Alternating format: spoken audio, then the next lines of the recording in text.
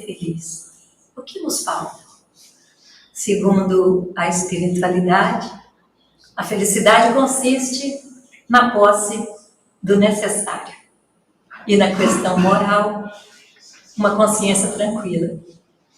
E nós estamos com as nossas necessidades materiais atendidas ou continuamos criando necessidades que nem são tão necessárias assim e aí ficamos nos considerando infelizes?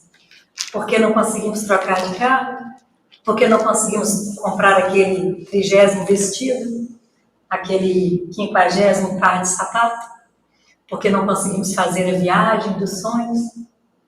Quando esquecemos de agradecer a Deus a bênção de podermos respirar pela manhã com o presente de mais um dia. Acordamos, podemos levantar da nossa cama, enxergar, falar, ouvir. Podemos cuidar da nossa higiene pessoal. Já se colocaram no lugar daqueles que dependem de outra pessoa? Já passaram por essa experiência? Então, são muitas bênçãos que nós recebemos em todos os tempos de nossas vidas. E aí só nos falta ter este olhar para ser feliz. O que é que o ser humano necessita? O que é que faz a vida ser bonita? Onde é que está escrita a resposta? Está no nosso coração. Sejamos mais gratos, meus irmãos. A gratidão transforma a nossa dor em consolação, transforma o nosso desânimo em coragem, transforma o nosso cansaço em esperança. Saibamos ser gratos. E sempre, sempre, sempre pedindo a Deus que faça de cada um de nós instrumentos de sua paz, de sua misericórdia, para que todos os nossos irmãos, todos aqueles que cruzarem os nossos caminhos, possam sentir a presença de Deus em nós.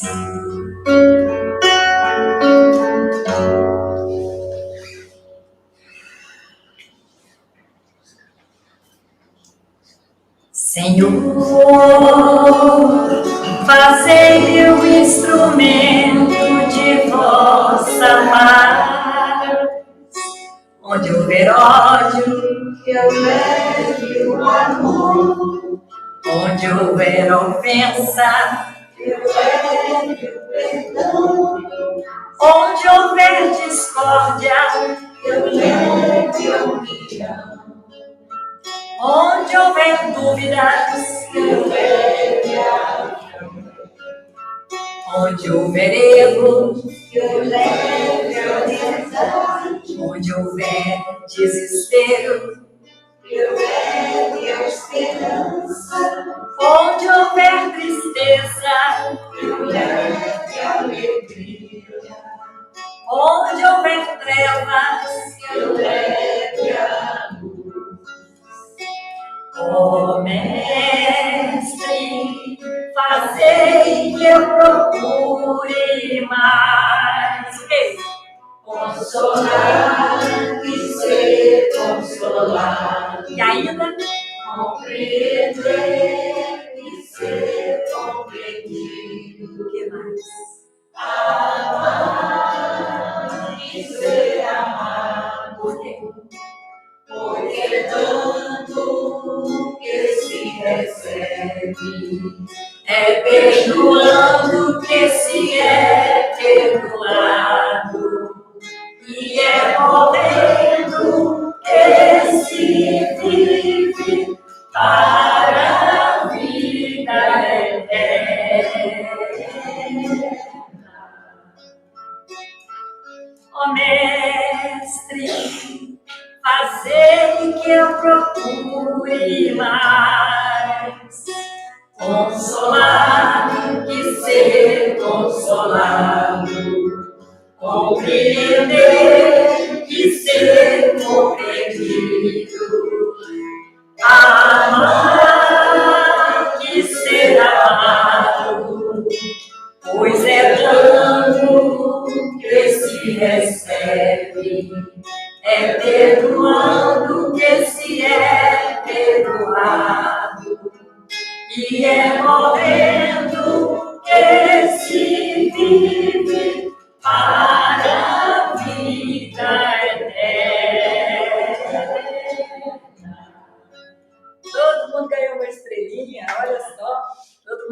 cantando junto, né? Só para que as pessoas possam ver como é que o nosso ponto de luz está abençoado nesta noite. Olha só, imagina se nós íamos deixar de mostrar para todos em casa como que está linda a nossa casinha. Todos nós estamos aqui neste momento buscando trazer o melhor perfume das nossas mãos, já com a consciência de que temos que oferecer aos nossos irmãos as flores da amizade, da simpatia, da gentileza, da generosidade, usarmos as palavrinhas mágicas, não é mesmo? Com licença, por favor, muito obrigada, me desculpe. Este é um grande presente que nós podemos dar ao nosso próximo. Irmão Joaquim sempre dizia que o melhor presente que nós podemos dar aos nossos irmãos é a nossa espiritualização. Porque aquele que procura ter Jesus no coração, ele tem um comportamento diferenciado por onde ele passe. Fica sempre um pouco de perfume nas mãos que oferecem rosas, nas mãos que sabem ser generosas. Fica sempre um pouco de perfume nas mãos que oferecem rosas, nas mãos que sabem ser generosas. Dá do pouco que se tem ao que tem menos ainda, enriquece o doador, faz sua alma ainda mais linda, dar ao próximo alegria. Parece coisa tão singela aos olhos de Deus, porém é das artes a mais bela. Fica sempre um pouco de perfume nas mãos que oferecem rosas, nas mãos que sabem ser generosas. E assim, meus irmãos, devagarzinho, nós vamos caminhando, né, para encerrarmos este momento de tanta paz, de tanta luz, de tantas bênçãos. Então, nós vamos agradecendo a Deus. Lembrando, né, meus irmãos queridos, que domingo comemoramos a Páscoa. Mas na visão espírita, não é? A Páscoa não é somente o dia de nós comermos os deliciosos ovinhos de chocolate que a Paula e a Joaninha faz. A Páscoa para nós tem outro sentido, justamente o sentido da nossa renovação. Porque Jesus veio ao mundo e passou por tudo que passou por nós, para nos ensinar o caminho. E depois veio essa abençoada doutrina espírita, a terceira revelação, Consolador prometido. E Jesus dizendo: amai os vossos inimigos, orai por aqueles que vos perseguem e caluniam. Não foi isso? Que nós devemos então aprender a perdoar. Somente quando nós fizermos essa renovação dentro de nós podemos verdadeiramente dizer a Jesus: compreendi, Senhor, a tua mensagem, a mensagem de luz, a mensagem libertadora, mudarmos a nossa forma. Como disse Chico Xavier, se o outro te trata mal, é o outro que está com problema. O problema não está em você. Mas eu estava muito bem, mas o Belumar falou algo que me deixou muito nervosa. Não, então eu não estava bem. Porque se eu estivesse verdadeiramente muito bem, o que ele falou não iria me abalar. Porque eu já teria feito a escolha de permanecer bem. Então nós temos que parar, meus irmãos, de terceirizar Ah, o meu dia estava muito bom, mas o fulano estragou meu dia. Não, ele não estava tão bom assim, não. É nós nos colocarmos acima das coisas materiais. É nós não deixarmos que a opinião do outro venha a nos tirar do foco. E é muito comum, quando nós estamos buscando o caminho reto, quando nós estamos buscando o caminho da luz, nós encontrarmos dentro da família mesmo, no nosso lar, o maior desafio, aqueles que começam a nos taxar de fanáticos, agora só pensa em Jesus, só quer rezar, só fala de Deus, né? A gente não pode falar isso de porco porque não é caridoso, né? Mas vamos falar assim, aqueles irmãozinhos que ainda não conhecem Jesus como nós conhecemos, que ainda ficam tentando nos trazer para baixo, nos manter ali no mesmo nível de entendimento. Lembra? Sempre eu gosto de falar da teoria do caranguejo. Você pode deixar um balde cheio de caranguejo no chão sem tampar. Eles não vão sair dali. Por que eles não saem? Porque toda vez que tem um caranguejo começando a chegar na borda do balde, tem lá 2, 3 puxando ele para baixo de volta. E é bem assim. Quando nós decidimos pelo nosso caminho espiritual, pelo despertar da nossa consciência, quando nós começamos a ser mais seletivos com as nossas conversas, com o ambiente que nós frequentamos, com as amizades que nós cultivamos, com os hábitos que nós temos, com a nossa maneira até de nos expressar. É aquela fala que diz que quando a gente se acostuma a falar com Deus, automaticamente nós mudamos a forma como nós falamos com as pessoas. Nós nos tornamos mais dóceis, mais tolerantes, não é? Então, a Páscoa verdadeira que Jesus espera de nós é esta renovação. Renovação. Renovar os nossos sentimentos, lidar de forma diferente agora com as nossas emoções, controlarmos as nossas emoções e não sermos controlados por ela. Sabe? Quando a raiva, você sente uma raiva tão grande que você sentiu até uma dor no estômago. Olha que absurdo. Você permitir que um sentimento de vibração tão densa te tirasse do equilíbrio. Este é o nosso aprendizado, meus irmãos. E quanto mais nós estudamos a doutrina espírita, mais nós vamos trilhando este caminho do autoconhecimento e da nossa libertação. Porque a doutrina espírita nos permite fazer todas as escolhas, mas ela simplesmente nos deixa cientes de que nós teremos que arcar com as consequências delas.